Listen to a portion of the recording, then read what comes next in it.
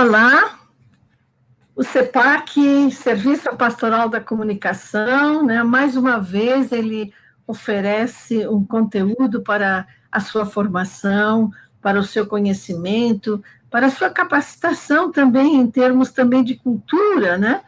Que é esse programa, todas as quartas-feiras, essas lives, às 16 horas, nos caminhos da comunicação. E ele segue duas trilhas, né? A primeira trilha é pensar a comunicação, e a segunda, de forma alternativa, nós temos passo a passo na comunicação, então com questões mais práticas, como você pode, quem está nos seguindo, pode observar durante as quartas-feiras que nós temos aqui sempre as nossas lives. Você é muito bem-vindo, e aqui nós temos muito prazer de tê-lo conosco, e hoje nós vamos desenvolver, então, um tema ligado ao pensar a comunicação. Nesse sentido do pensar a comunicação, às vezes a gente pode pensar assim, ou então, puxa, o CEPAC vai tratar de assuntos, muitas vezes, que não é só ligado à pastoral, etc. Não, nós temos por missão fornecer, ajudar as pessoas a se formarem, a adquirirem conhecimento, sempre dentro de algo que ajuda a construir uma cidadania, uma sociedade um pouco melhor, e isso precisa do conhecimento, e precisa do conhecimento e da cultura também para exercer uma pastoral. Então, hoje, nós temos, assim, um tema muito especial, é o tema sobre os digital influencer, e como já chamamos no Brasil, né, influenciadores digitais. E para falar sobre esse assunto conosco, nós temos uma pessoa muito querida, que é a professora Elizabeth Saad. Boa tarde, Elizabeth. Boa tarde, irmã Joana, como vai? Tudo bem? Tudo bem, um prazer imenso, uma satisfação muito grande tê-la conosco hoje. Aliás, você é uma pessoa que sempre acompanha o CEPAC, e nós temos, assim, uma gratidão muito grande, porque uma pesquisadora de primeira linha e que nos ajuda a passar isso também para os nossos alunos, para os nossos estudantes, e também já faz parte do CEPAC. Quantos anos a Elizabeth Saad traz para nós essa riqueza que ela adquire, que ela transforma e que ela distribui para a sociedade. Então, nós queremos também agradecer já de antemão, Elizabeth, e eu sou a irmã Joana Puntel, professora aqui da equipe do CEPAC, e vamos então contar hoje com a nossa querida, que carinhosamente chamamos de Beth Saad. Vou apresentá-la para depois passarmos a palavra, passarmos a conversar com a Beth. A professora Elizabeth Saad, ela é titular sênior da ECA USP, né? Coordenadora do grupo de pesquisa mais, é assim que pronuncia? No finalzinho já, e pesquisadora na área de jornalismo digital, mas eu diria até da comunicação digital em geral, né? E tem muitos projetos no campo da comunicação, na era das mídias sociais, a reconfiguração dos processos, e a professora, ela é uma pesquisadora que continua orientando alunos, etc., né? Mas ela também orienta nos segmentos de estratégia e negócios de formação digital, da correlação entre a estratégia e o desenvolvimento de novas linguagens para conteúdos digitais, sempre ligado com essa questão digital. E eu estava dizendo anteriormente que, desde quando estudava, eu contava já com essa maravilha de pesquisa da professora Elizabeth. Então, com isso, eu quero dizer assim, que a professora Elizabeth foi uma das, acredito, pioneiras em levar adiante, em aprofundar as pesquisas sobre esse mundo digital que vinha surgindo, e que então nós nem fazíamos ideia, nem direito compreendíamos bem como é que era, mas ela insistia, ela estava sempre presente, e isso nos legou, né, alguma coisa muito importante que agora a gente, mesmo que em proporção mínima, a gente procura dar continuidade. Mas a professora, ela é uma pesquisadora que não traz só novidades, ela traz a profundidade e a reflexão sobre a novidade. Então, esse processo que vai se desenvolvendo é muito importante, porque de novidades nós até, as novas tecnologias estão todo dia nos trazendo, né?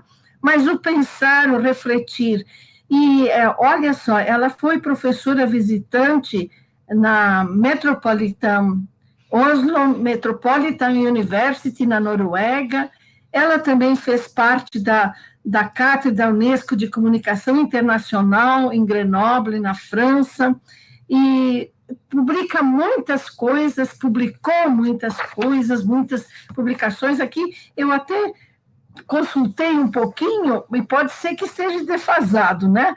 Mas até numa produção intelectual, artigos de periódicos e jornais, partes de monografia, folhetos, trabalhos de evento, relatórios técnicos e científicos, uma produção artística e material audiovisual, e-books, livros eletrônicos de livre acesso, publicados ou editados também pela escola, também pela USP.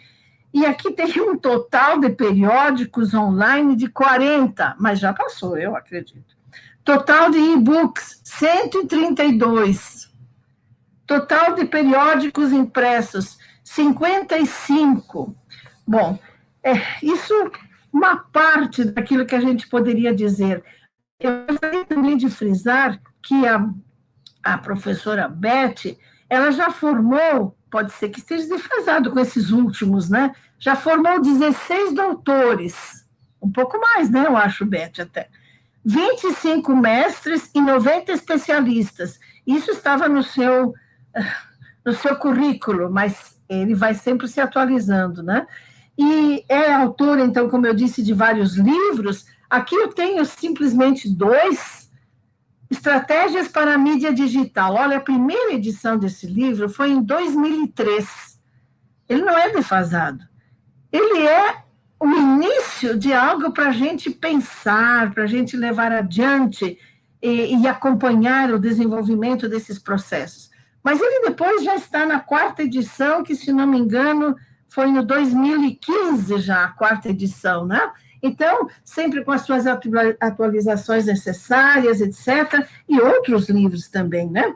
Aqui, Mutações no Espaço Público Contemporâneo, que ela ajudou a organizar com o professor Mauro Wilton de Souza, e é um livro muito importante sobre essa questão do espaço público, que agora é público para tudo, né? E estamos habitando esse público, esse espaço público, mas como é que fica, o que se transforma? Então, nós vamos, assim, depois de agradecer muito a professora Elizabeth, tão ocupada e também sempre orientando pessoas que a buscam, né? Quem busca profundidade, busca a professora Beth. E aí, então, acontece que a gente agradece por essa disponibilidade em estar aqui, né? E aí, professora, para passar a palavra para você, eu faria, assim, só umas 2, 3 palavrinhas sobre essa questão do motivo, por que esse influenciador digital que nós pedimos para você falar, né? Que nós vivemos, então, numa realidade, assim, conectada, não é novidade para ninguém, mas às vezes não temos consciência que estamos nela, né? Então, novos atores vão eliminando cada vez mais as fronteiras da comunicação nesse ambiente digital, e a web vai se tornando uma plataforma colaborativa, essas palavras são importantes, né? E vai fazendo surgir, assim, novas formas de convívio, de práticas sociais. Isso aqui é a professora que escreve num editorial que ela fez de uma revista, viu? Porque, para ser bem precisa, fui buscar lá. Novas maneiras de interação, vai permitindo um maior envolvimento com marcas e empresas, permitindo até uma maior monetização daquele conteúdo, não é? Enfim, o consumidor está no poder na internet, com a capacidade de compartilhar os seus conteúdos, não é só mais aquele que recebe, né? nessa digitalização da sociedade, vivemos, então, uma ambiência social que provoca ondas de ressignificação, quase que numa velocidade incontrolável, não? Em meio a esse turbilhão, Beth, de transformações, de ressignificações, novas de costumes, de atuação, surge também a figura do digital influencer, né? Mas o que é mesmo o influenciador digital? É o mesmo que o youtuber? Qual é a sua história? Por que tem tanta atração? E depois outras perguntas também que a gente vai perguntando conforme o seu desenvolvimento. Então, vamos passar a palavra para você. Estamos muito ávidos para escutá-la. Joana, irmã Joana, muito obrigada pelo convite. Você sabe o quanto eu amo o CEPAC, quanto me deixa feliz todas as vezes que eu posso colaborar com as atividades do CEPAC. É um público incrível. Quem está no CEPAC dissemina palavras, não é? Dissemina comportamentos, e o quanto a gente puder colaborar para que essa disseminação seja adequada, contemporânea, acompanhando tudo o que está acontecendo aí no nosso ambiente, sob todos os pontos de vista da comunicação, que está super impactada por essa ideia de conexão, de trabalhar em rede. Então, o que eu puder colaborar com vocês, vocês sabem que podem contar comigo sempre. Obrigada. Além do que, você me deixou super sem graça com essa descrição toda aí de currículo, de produção, né? É verdade, é verdade. Vamos assim, objetivar, porque eu fiquei sem graça. Na verdade, a gente está falando de um tema hoje que, aí na linguagem popular, vamos dizer assim, ou na linguagem da mídia, ser influenciador digital é o máximo, né? É assim, virou uma profissão até, né? E a gente precisa entender um pouco o que significa de verdade esse termo, e se isso realmente se constitui numa atividade profissional dentro da rede, né? Eu vou ficar tomando água de vez em quando, porque o tempo está muito seco hoje. Então, nesse sentido, a minha ideia aqui é conversar com vocês, e espero que venham muitas perguntas depois. A minha ideia é colocar esse conceito e essa prática do que seja influência e influenciador nas redes, no mundo digital, colocar isso dentro de um contexto mais bem explicado, contextualizado mesmo, né? Para a gente entender como é que funciona essa dinâmica da influência na rede. Então, tem um ponto que eu considero super importante. Antes de começar, eu também queria fazer uma referência para os pesquisadores do grupo de pesquisa que eu coordeno, o ComMais, né, que está instalado dentro da Escola de Comunicações e Artes da USP, e que muito do que eu vou falar aqui hoje, ou quase tudo, e foi objeto de estudo de vários pesquisadores do ComMais, e aqui eu queria destacar as pesquisas do grupo que é mais focado aí na parte não jornalística do ComMais. Então eu queria destacar as pesquisas sobre influenciadores da Isaf Karaui, da Bianca Dreyer, da Carolina Terra e da Daniele Rodrigues e do João Francisco Raposo. Então, a minha fala aqui está muito sustentada pelos trabalhos deles também, tá? Então, voltando, para a gente poder entender um tanto de influência, a gente precisa compreender inicialmente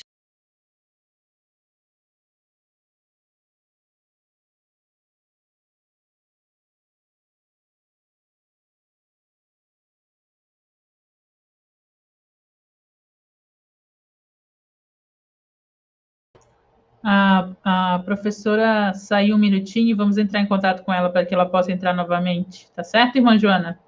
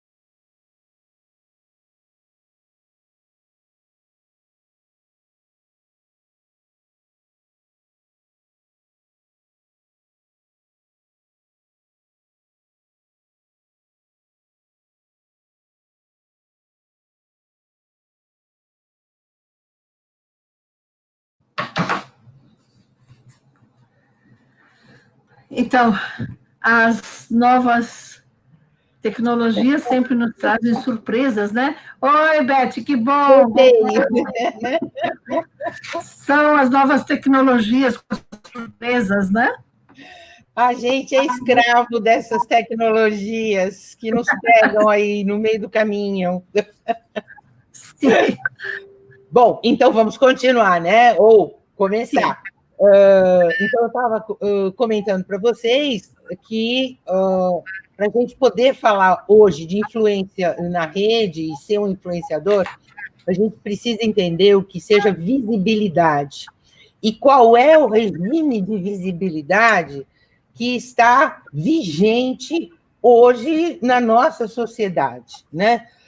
Em cada época social, haviam diferentes regimes de visibilidade e eles não são universais, né?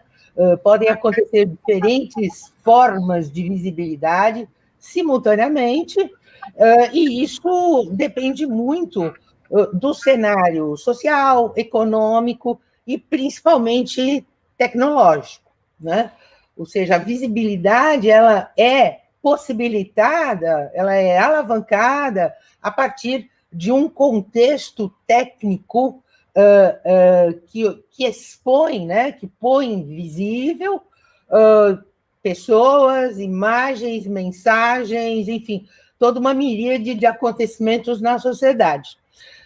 Então, o que a gente tem hoje é um regime de visibilidade bastante dominado pelas redes digitais, né, em termos mais amplos, pela internet, que conecta muita gente, mundo afora, por meio de diferentes dispositivos, né? Então, você conecta pelo teu celular, pelo teu computador, você pode assistir isto que nós estamos falando agora direto do seu celular, não é?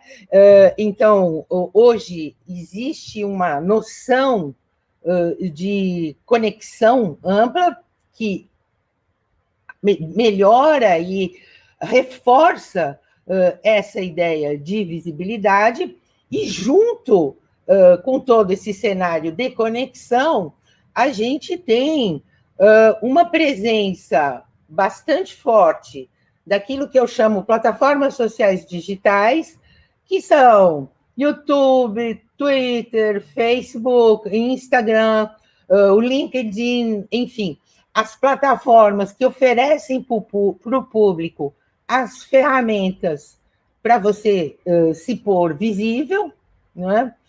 Estas ferramentas, elas incentivam trocas dos diferentes tipos, né? Interações diversas, desde trocas visuais até trocas, transações comerciais, né? Então, a gente tem as tecnologias, as plataformas sociais digitais, e a gente tem a própria mídia, né, que, embora muitas estejam dentro das plataformas, elas também têm o seu próprio regime de agenciamento, de definição da pauta, né, dos acontecimentos, e que acaba colocando os tais influenciadores mais ou menos né, na frente, né, em foco. A gente já viu recentemente várias revistas, por exemplo, colocando influenciador na capa e ainda incentivando os leitores a aprenda como ser influenciador igual ao Felipe Neto, né? Ou você vê o influenciador indo para a TV, né, e tendo depois aí todo um espaço, ele vira celebridade, que é diferente de ser influenciador. A gente vai falar disso daqui a pouco. Então, a gente tem esse regime onde existe um estímulo a ser visível, né? Então, a primeira coisa que a gente tem que entender para poder ir para o conceito de influência e influenciador é essa ideia de que este regime de visibilidade ele é controlado ou ele é governado tanto pela faixa técnica e pela faixa social das plataformas, como pelo próprio indivíduo, que tem algumas escolhas para se fazer visível, né? Então, você pode ser totalmente transparente na rede e colocar no Instagram um pedaço da sua casa para mostrar como você vive. Ou você pode ser uma pessoa que transmite determinados conjuntos de ideias, opiniões e falar tudo o que for necessário para ser falado, né? Então, você pode ser totalmente transparente, você pode gerenciar um pouco essa transparência, e aí você tem uma certa opacidade da tua presença, daquilo que você escolhe para ser visível na rede, né? Então, eu não vou falar da minha intimidade familiar, eu só vou falar, por exemplo, das minhas atividades profissionais, né? É um espaço de opacidade que eu garanti, meu espaço privado é privado, e eu só vou falar do profissional. Tem um terceiro nível de visibilidade, que é você ser opaco. Ou seja, eu estou na rede, eu acompanho todo mundo, eu sei o que está acontecendo, mas eu não me faço visível, eu não me faço presente. Ou, algumas vezes, quando eu quero dizer algo ou me fazer presente, eu arrumo uma outra identidade, né, uma persona que me represente, e eu garanto tanto o meu espaço privado quanto público para mim. E tem um último nível de visibilidade, que é o total apagamento, né? Ou seja, não participa e está acabado, né? Eu posso não participar porque, por definição própria, ou por outros aspectos que aí a gente vai cair num outro contexto de relações sociais, relações políticas, ideológicas, que aí acho que é um outro assunto. Enfim, existe então, esse espectro, né, de praticamente 4 estágios de visibilidade, e é a partir disso que a gente vai entender onde o tal influenciador e a influência se colocam, né? Uma primeira coisa é, para você adquirir o potencial status de ser um influenciador, você tem que ter claro 2 coisas. O que você pode oferecer, né? E para quem? Né? Então, eu tenho que ter um público para falar. Eu não falo para o mundo, né? Eu falo para um conjunto de pessoas que são meus potenciais seguidores, mas que têm uma aderência àquilo que eu estou falando, né? E eu falo a partir de um conjunto de capitais que eu pessoalmente tenho, né? Então, capital intelectual, capital simbólico, ou seja, eu tenho algo a oferecer, né? Senão eu não vou exercer influência, senão a gente entra num espectro de espetáculo, que a gente já até vai falar disso. Mas se eu quero adquirir um status de influência e influenciar outros, daí ser um influenciador, eu preciso oferecer valores simbólicos, valores concretos, quantitativos, não financeiros, obviamente, mas valores que promovam uma mudança no público, uma mudança de opinião, uma decisão de transação, uma decisão de diálogo, uma decisão até de compra, né? Se eu estiver falando de uma marca, né? Uma marca de consumo, né? Ou se eu estiver falando de uma marca informativa, eu preciso, se eu uso um influenciador, esta pessoa precisa ter contexto, como a gente diz popular, sustância, né? Para poder ter aquele conjunto, argumentações, o discurso, a opinião, para poder aí sim promover algum tipo de mudança no seu público, na sua audiência, né? Então, se a gente tiver que falar de influência e influenciador, realmente a primeira coisa é essa, né, Joana? O que eu ofereço como capital de influência, né? Se eu apenas ofereço a minha imagem pessoal, e aí a gente está entrando no espetáculo, nas selfies, né? E mostrar o meu dia a dia, ou o que eu sou, esse peso de influência é bastante diferente de um outro alguém que mostra um conjunto, por exemplo, de conhecimentos, ou uma pessoa, um professor que vai lá e cria um YouTube, um canal de YouTube, para dar dicas para quem está fazendo vestibular agora. Isso é completamente diferente do que eu ir para a rede, para o Instagram, por exemplo, e mostrar o que o povo chama de recebidos, né? Então, a marca XY me mandou uma caixa de presente e eu estou mostrando para a minha audiência o que eu ganhei, e eu ganhei porque eu sou legal, né? Então, existe aí um desequilíbrio do entendimento de influência. Acho que, para começar, é isso aí. Elizabeth, Beth, acho que foi muito assim elucidativo essa questão dos 4 estágios da visibilidade, né? Para a gente poder entender bem.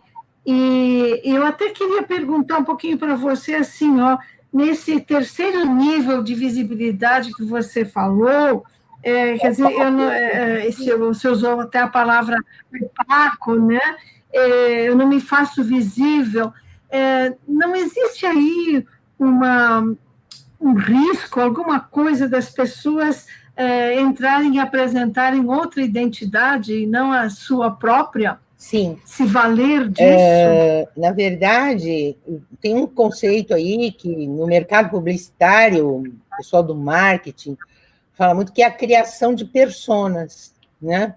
Ou seja, um personagem, né? Tem uma outra ideia de personas também do mercado, que é aquele consumidor, aquele usuário típico, né? Para eu poder fazer testes e tudo mais. Mas não é essa persona que eu estou falando, não. Eu estou falando da possibilidade muito real de você criar um perfil que não reflita a sua realidade. Um perfil meio falso, né? Ou idealizado, é a identidade, aquilo que eu tenho aspiração de ser, né? Isso sim, é possível.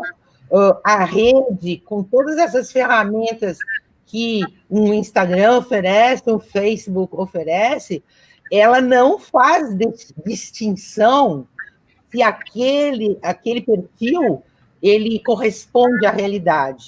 O que você coloca ali é o que aparece. Então, sim, existe o risco bastante concreto, né? E existe, a partir desse risco, todo um potencial do público seguir aquela coisa fake, né? Falsa, mas seguir e gostar, compartilhar aqueles conteúdos, porque aquilo tem proximidade com o que eu desejo, com o que eu aspiro, e até mesmo com o que eu penso. Isso é possível, sim. Acho que é bastante assim, elucidativo, bastante importante essa questão também assim do influenciador digital. A ideia comum que se tem, né, é essa ideia bastante de pessoas que a visibilidade no sentido da espetacularização para, não sei se eu digo certo ou não, né, isso precisaria pesquisa, não é tanto a preocupação se você está influenciando o seu público ou não, mas é para comprar, mais ligado a marcas, né? Então, eu acho que essa ideia de influenciadores ficou muito ligado a marcas e, às vezes, até gerando um certo aspecto negativo, né? Porque a gente acaba não dando mais muito crédito, porque aquilo lá é só para vender.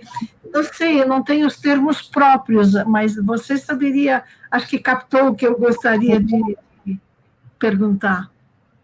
Legal, super oportuno isso, Joana, porque é o seguinte, se a gente for pensar dentro da lógica, dentro do que é o processo de comunicação,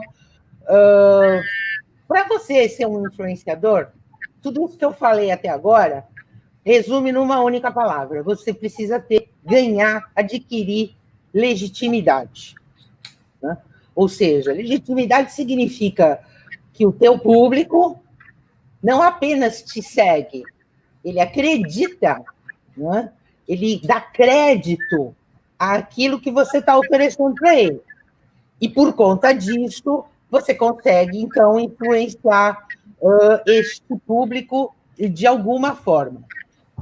O que a gente tem visto também, especialmente quando você fala de marcas, é que algumas vezes se esquece esse crédito de legitimidade que o influenciador tem, e você acaba usando o influenciador X ou Y, escolhendo um influenciador para falar da sua marca, por conta de algumas medidas que a rede te oferece, que não são vinculadas à legitimidade e capital cultural, social, mas sim medidas quantitativas, de quantidades. Ou seja, quanto mais audiência ou seguidores o tal influenciador tem, que bom, a minha marca, então, vai ficar visível para 10 milhões de seguidores. E a marca se esquece, e aí a marca vai ter muita marca brava comigo, vai ter muita agência de publicidade muito bravos comigo, mas eles se esquecem de fazer uma conexão que é fundamental para dar certo esse negócio aí, que vai virar transação ou compra ou não, que é a proximidade, a aderência daquele influenciador de 10 milhões de seguidores, que tem um modo de conversar, que tem uma forma de se exibir, se isso é aderente ao produto da marca, não é? A gente tem vários exemplos aí, eu vou me segurar para não citar nomes, não é? Não é o momento de citar nomes, mas a gente tem vários exemplos, por exemplo, de marcas do mercado financeiro utilizando celebridades que têm muitos milhões de seguidores na rede como garoto propaganda de um produto financeiro. e achar que isso resolve, porque 10 milhões com um produto financeiro deu casamento. Não, não deu casamento. Eu acho que há que se conhecer toda vez que você vai trabalhar com a relação marca e influência, você precisa conhecer quem é a sua audiência da marca e que tipo de necessidade essa audiência quer e como que a minha mensagem tem que estar estruturada, formatada na linguagem próxima desta audiência. Então, para isso, talvez eu não precise de um influenciador de 10 milhões de seguidores, né? Talvez alguém com 100 mil resolva o problema até melhor, né? Porque cria mais impacto, porque tem legitimidade. É isso. Então, mas parece assim que na sociedade em geral existe uma corrida, certo? Todo mundo quer ser influenciador, ou youtubers, né? E a gente às vezes pergunta para uma criança assim, o que você faz? Nem sabe o que é, mas vai ser, eu quero ser youtuber, etc. O influenciador, ele traz dinheiro para casa, hein? Como é que é essa história? O que atrai tanto? Depende, né? Depende da boa conversa.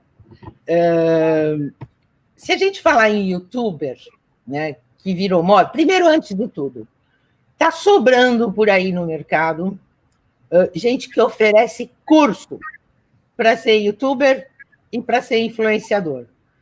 Como se só a existência de um curso para você montar um cenário, para você criar um personagem, não é? Como se isso lhe desse legitimidade e a tal sustância, né? Então, começa assim o problema. E aí, especificamente no YouTube, tem uma dinâmica da plataforma que é a monetização, né? Então, a partir de um dado número de likes que eu colocar ali, inscreva. Por que todo youtuber fala? Clica aí e se inscreva no meu canal. Clica aí e dá um joinha no meu canal. O que é isso? Por que youtuber pede isso? Porque sem isso, sem a manutenção desse volume, ele não fica exposto no YouTube para os anúncios automáticos que aparecem no YouTube. E quando um determinado anúncio aparece né, ali na lateral da página do YouTuber, ele ganha um valor monetário em cima disso, especialmente em cima desse volume de gente que está inscrita no canal, né? É a mesma coisa que aqui a Gisele, a irmã Gisele, que é a técnica aqui do canal do YouTube, começar a pedir para os seguidores do canal da Paulina, inscreva-se, dê joinha. Nossa, você é uma propaganda. Vai lá, inscreva-se. Algum vai entrar, né? Ainda não tem, né? Mas, em todo caso... Aí você tem o segundo estágio nessa história. Além de você então, ter essa monetização que é decorrente da plataforma, o volume de seguidores acaba atraindo a marca para fazer com que o youtuber, e aí a pessoa do Instagram, a mesma coisa, comece a mostrar o produto ou fazer uma certa propaganda, às vezes é explícita, às vezes é implícita, né, sutil, do produto lá que foi encomendado, né? E aí, de novo, se ganha dinheiro com isso, né? Então, assim, não vou falar que todo mundo vai ganhar dinheiro no YouTube ou no Instagram, mas existe, sim, um potencial de monetização. O que também existe, além das escolas de formação de youtubers, instagramers e influencers, e mais creators, que é a outra palavra aí da moda, existe também uma figura no mercado que eu diria razoavelmente nova aí nos processos. É a mesma coisa que aqueles agentes, né? O empresário do artista, sabe? O empresário da celebridade. Então, agora a gente tem agências que representam YouTubers, Instagramers, influencers. E essas agências, elas é que vão atrás do dinheiro, né?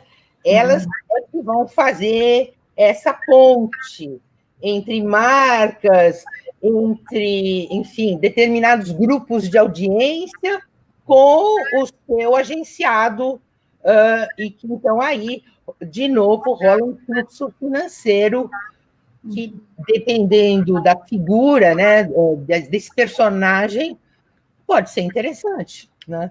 Mas não vou falar que assim, são poucos os que ficaram ricos, né? Os muito poucos que ficaram ricos. Os outros apenas ganham um dinheirinho. Pois é.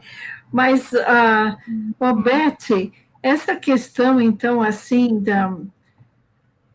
mais ligada, digamos assim, no nosso caso, né, não tanto ligada a empresas, embora tenha a sua importância, mas não é tanto aqui o que nós queremos falar, mas nesse sentido de espetacularização, né? Essa questão de tantos seguidores, a gente vê assim tanta gente esnobar isso porque tem milhões de seguidores, porque tem isso, tem aquilo, mas nós temos visto também um pouco assim inserido em novelas, né? Uma novela que causou muito impacto e depois se aproveitou também a figura dessa influenciadora, inclusive para outros tipos de propaganda, né? Sim, então, quer dizer, tem uma dimensão muito grande, né, de influência na sociedade. Sim, até porque especialmente esse caso da novela, foi muito marcante, né? Porque a coisa extrapolou a própria novela. Não vamos nos esquecer que tem, de novo, todo um fluxo de dinheiro financeiro por detrás. O departamento de merchandising da Globo define que a novela tal precisa ter um personagem que será um influenciador, porque o departamento de merchandising já negociou com determinadas marcas, né, de como fazer isso, de como que isso vai reverberar adiante, né? Mas sim, acontece, e eu acho que a gente entra aí nesse pedaço numa fronteira bastante pequena, né?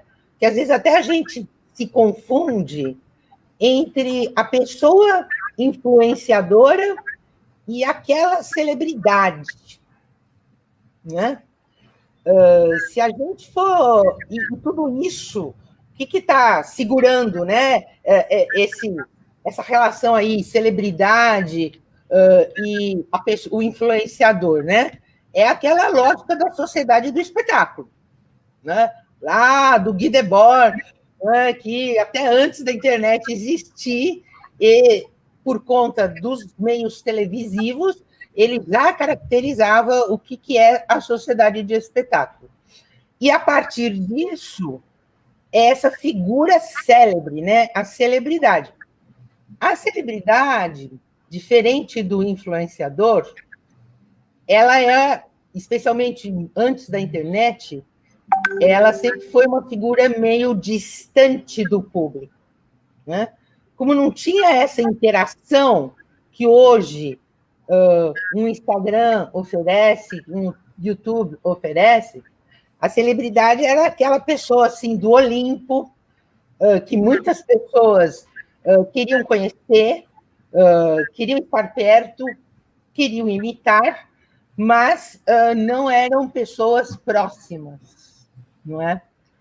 Hoje, com a rede, com todas essas ferramentas aí que a gente conhece, a celebridade foi para a rede e ela passa a ser próxima.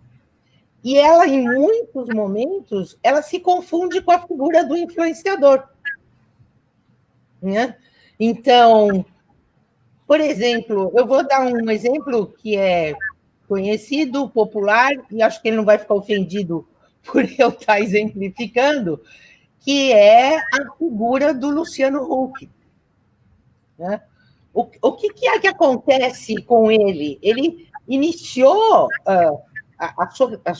seu percurso midiático criando uma persona de celebridade, né?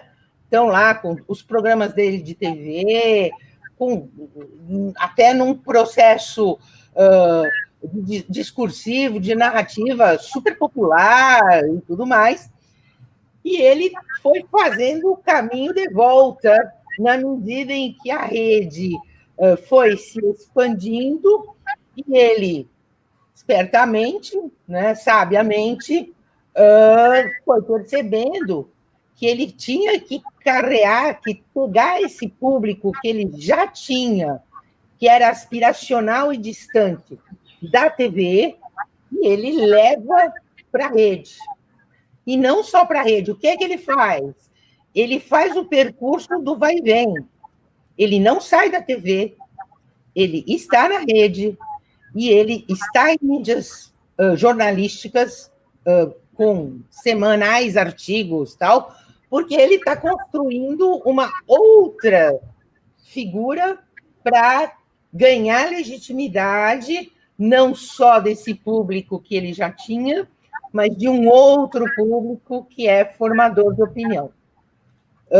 Então, essa junção aí, celebridade e influenciador, é uma junção que tem acontecido mais fortemente hoje. O que eu diria é que a celebridade, aquela da sociedade do espetáculo, ela tem mais facilidade de voltar para a rede e se caracterizar como influenciador do que o percurso inverso. Um influenciador com bastante presença na rede, dos mais diversos tipos, ele é youtuber, é blogueiro, é tudo isso, ele vira uma celebridade, né? Aí a gente tem algumas questões mas já não é tão simples. Talvez, nesse sentido, o Felipe Neto seja um que fez o percurso inverso. Eu acho que muito importante essa distinção, também porque entramos num mundo em que não existe mais também muitas fronteiras para as definições, né, Beth? Uhum. Já é assim, você fala um pouco assim, essa junção, mas é da celebridade que se confunde um pouco, se junta com o influenciador, mas também é importante perceber que não é simplesmente porque você tem muitos seguidores, é influenciador, que você também é celebridade. Acho que aí é interessante essa distinção, porque ela leva a isso que eu falei, não temos mais definições muito certeiras, né? Nesse mundo digital. Acho que não é só essa definição de celebridade e influenciador, mas principalmente a definição do que é público e o que é privado. Olha, né? Ótimo. A gente não agora virou uma mistura de primeira ordem, assim. Se você, por exemplo, acompanhar Instagram, vários tipos de Instagram, principalmente Instagram, né? Você vai ver a quantidade de imagens, as tais selfies, imagens de si mesmo, né? Aonde você, na boa, coloca a sua intimidade e o seu espaço privado como um espaço público, né? Tem alguns autores aí que chamam de naturalização da rede. Né? O que acontece na hora em que você mistura estes campos, né? O que você diz para a rede, para as plataformas? Eu estou dando a minha vida aí para vocês podem usar esses dados todos que eu estou colocando aí na rede para você vender produto, para você fazer correlação da minha imagem com qualquer outra coisa, porque você, como indivíduo, você literalmente perde o controle do que é seu. Você realmente perde o controle do que é seu. Acho que nem... Agora, nós estamos aqui falando, estamos ao vivo, isso vai ficar registrado depois no YouTube das Paulinas, e a imagem vai embora. Esse assunto aqui, ele passa a ser do coletivo, ele vai para a ordem do campo público, né?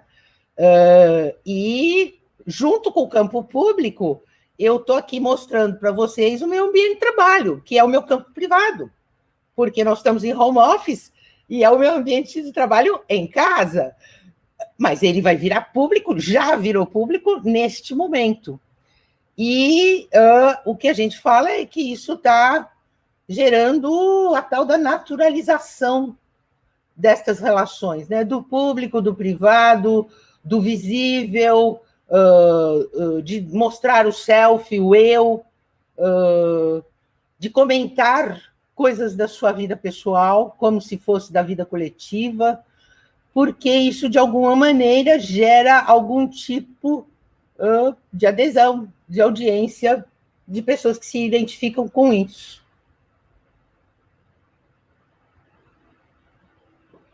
Excelente, Beth. E nós temos já algumas perguntas chegando aqui. Então, vamos assim, vou pedir para a nossa técnica querida aqui, a irmã Gisele, né, que nos coloque. Já temos uma aqui, ó, do Marcelo Braz, que diz assim: várias pessoas já me incentivaram a ser um digital influencer. Entretanto, percebo uma saturação desses meios de comunicação. Qual seria um possível diferencial para lidar com essa massificação? E, Marcelo, aí a minha pergunta volta para você. Por que você acha que pode ser um digital influencer? Né? O que você tem a oferecer em termos de conteúdo, de capital de valor para um público? Porque se você tiver isso, você não vai... você vai conseguir se diferenciar dos múltiplos influenciadores que estão pirulitando pela rede, não é? Ou seja, essa é uma coisa muito importante. Você ser influenciador não significa que você será influenciador para sempre. Esse é um ponto muito importante. Você será influenciador pelo tempo que você mantém a aderência do que você oferece, do seu capital, com o público que te segue. Se você desandar, ou se o público perder interesse, ou, enfim, se aparecer outro com um conteúdo similar, mais interessante, efetivamente, você vai entrar na massa, né? Então, se é para ser influenciador, tem que estar o tempo todo atento ao que você está oferecendo para o público. A Juliana, olha lá, professora, a senhora considera que o trabalho de ser um influenciador é algo temporário? Acabou de dizer, né? Por exemplo, ela é jovem e alcança o seu objetivo, e conforme envelhece, as coisas não são tão certas assim. Sim, a menos que você mude o teu foco. Assim, o maior exemplo hoje na rede de mudar o foco e acompanhar a idade do público é o próprio Felipe Neto, né? Felipe Neto, quando alcançou um top de seguidores no YouTube, ele falava para o público infantil-juvenil, né? O tal do infanto-juvenil. Lá atrás, a gente tem quase 10 anos disso, só que ele percebeu que esse público dele cresceu, ficou jovem, né? Ou está ficando adulto. Ele também está ficando mais adulto.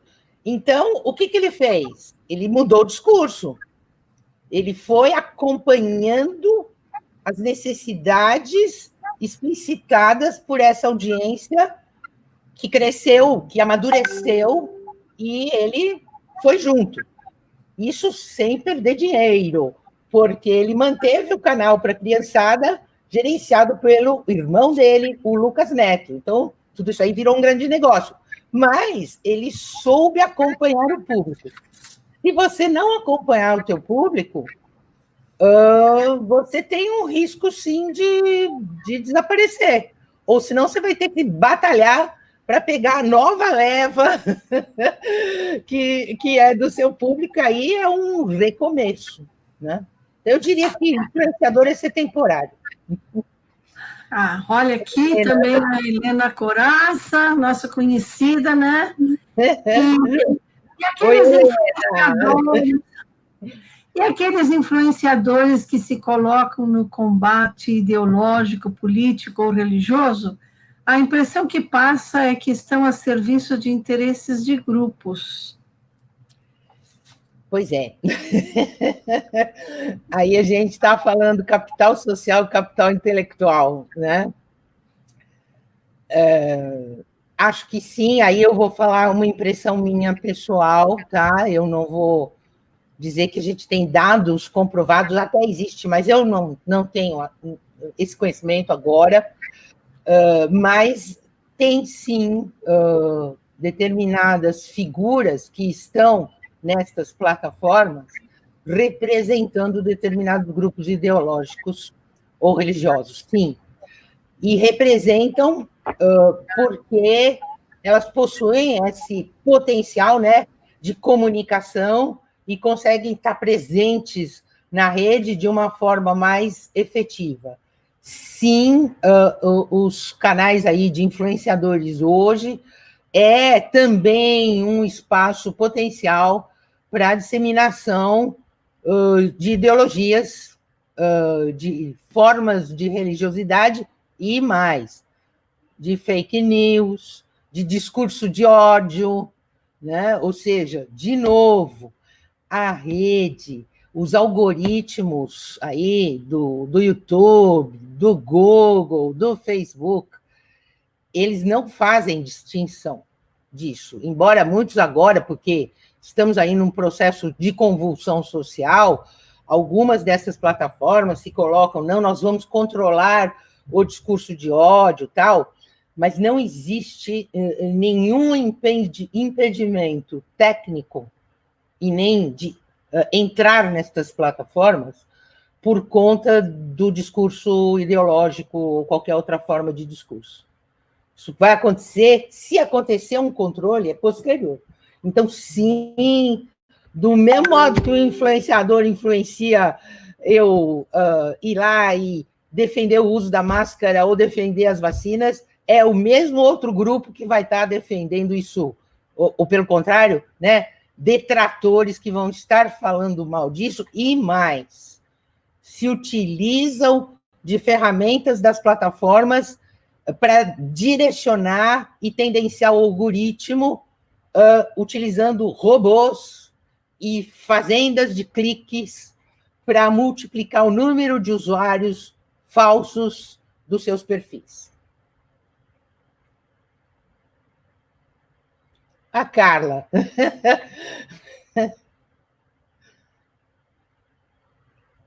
Tá. Acho que por um pouquinho. Professora, você acredita que com a pandemia e a ampliação da procura por informação do novo coronavírus, houve uma ampliação de espaço para influenciadores científicos? Sim. Acho que esse período todo da pandemia deu um gás para a importância do que seja uma informação verdadeira, legítima, não é? E essa informação ela veio não só por meio da imprensa formal, mas por muitos destes influenciadores, pessoas do meio científico, pessoas mais da intelectualidade, que conseguiam explicar de uma forma simples tudo o que está acontecendo, né? Então, a gente tem o Átila Yamarino fazendo isso, a gente tem o Drauzio Varela fazendo isso, enfim, tem sim um conjunto de pessoas que elas já existiam na rede antes da pandemia, né? Elas não surgiram com a pandemia, elas já estavam em rede, mas elas foram, vamos dizer assim, entre aspas, encontradas na rede exatamente por conta desse interesse público coletivo em se informar de verdade, legitimamente, melhor. Então, Gisele, nós vamos, então... Tem mais alguma... A Jennifer, eu tenho um monte de aluno aí, pelo amor de Deus. Chegar à TV me parece ser, para o digital influencer, uma espécie de consolidação de sua trajetória. Por que a TV, que diz se ter perdido tanto espaço para o digital, continua sendo um objetivo? Jennifer, um beijo para ti, viu? Faz tempo que a gente não se vê e não se fala. Então, gente, aqui no Brasil, a TV ainda é o grande meio de comunicação. Não adianta a gente falar que a gente tem metade da população brasileira hoje conectada à rede. Ok, a gente tem mesmo, conectada dos mais diferentes tipos, do celular para a TV até para o gato do vizinho. Mas a TV ainda é o grande, é massivo. A TV tem um alcance de 99% do território brasileiro, né? E praticamente, eu não tenho o dado final do IBGE, mas praticamente toda residência tem uma TV. Só esse fato te coloca na casa do país, te coloca na casa de todo mundo. Então, sim, é foco do influenciador atual virar celebridade, né? A trajetória é ser celebridade. O que virá depois é que é o problema, né? Se ele vai se manter nos dois espaços, se ele vai ter essa sabedoria de gerenciar a sua imagem, que tem formas diferentes nos dois espaços. Então, nós vamos, assim, agradecer todas as pessoas que participaram, os que tiveram, assim, bastante... adquiriram conhecimento, ou então se sentiram provocados para pensar. Eu estava pensando, e não é, assim, conteúdo para essa live, né? Mas também isso toca, né, todo o campo religioso também.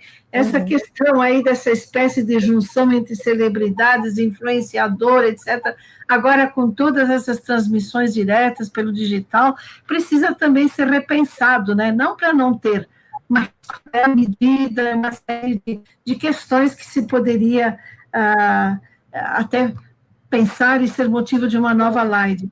Então, eu gostaria muito de agradecer as pessoas que participaram e, de modo especial mesmo, agradecer você, Beth, pela essa conversa tão prazerosa, tão, assim, feita na simplicidade, mas com profunda contribuição de pesquisa, de gente que fala com muita... Não é tanta certeza, mas fruto de pesquisas que pode falar com legitimidade, como foi usado bastante a palavra aqui, né? Muito obrigada, Beth. Tenha certeza que isso aqui vai, essa live vai ilustrar muitas aulas e muitas pessoas vão se servir disso também. E também para os alunos, os estudantes, não é? Do CEPAC, para a Pastoral da Comunicação por todo esse Brasil afora. Muito obrigada mesmo. E eu gostaria, assim, de lembrar também todos os nossos participantes e deixar registrado aqui, né, que nós temos cursos online lá na www.paulinascursos.com/CEPAC. Tem muitos cursos de comunicação que você pode ir sempre aproveitando no sentido de incrementar e desenvolver todo o seu conhecimento e a sua reflexão. Temos também um curso de especialização, comunicação, teologia e cultura, que é em termos assim de módulos. Você pode entrar lá no site do CEPAC, também vai encontrar mais informações a esse respeito. E gostaria também de dizer que o CEPAC já fez o lançamento a semana passada do nosso Congresso de Comunicação Online, vai acontecer no dia 31 de outubro, das 10 até às 6 da tarde. Eu vou pedir para a irmã, depois, a Gisele, colocar ali o link, porque você pode já fazer a sua inscrição, etc. Nós vamos também contar com, entre os vários palestrantes, com a professora Elizabeth Saad também. E gostaria também de dizer que na próxima semana nós vamos ter mais uma live e vai ser sobre mística na comunicação. Essa palavra mística que está tão carregada de sentido e diversidades também hoje, mas nós vamos falar da mística na comunicação. Quem vai estar conosco é uma doutoranda, Elis Machado, da PUC de Porto Alegre. E ela está fazendo a sua tese sobre Edith Stein, que é uma das grandes mulheres da mística cristã. Né? Então, deixando todos vocês assim, na proteção de Nossa Senhora Aparecida, que estamos na novena dela, né? Mas ela sempre nos protege, o nosso Brasil.